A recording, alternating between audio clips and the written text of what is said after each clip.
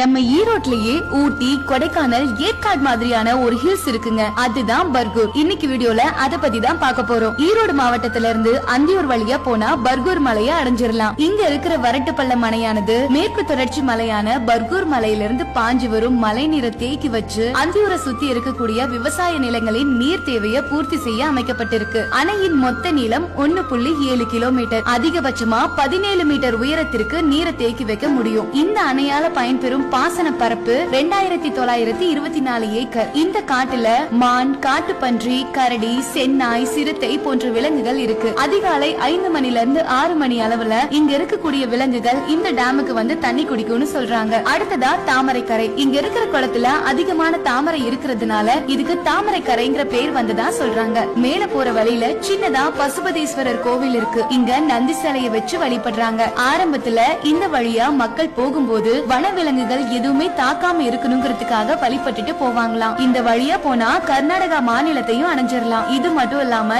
இங்க மணியாச்சி பள்ளம் ஃபால்ஸ், ஈரட்டி அருவி இருக்கு. 2 வீலர்ல ரைட் போகணும்னு நினைக்கிறவங்க இங்க போறது ஒரு வழக்கமா வச்சிருக்காங்க. இந்த மாதிரி நம்ம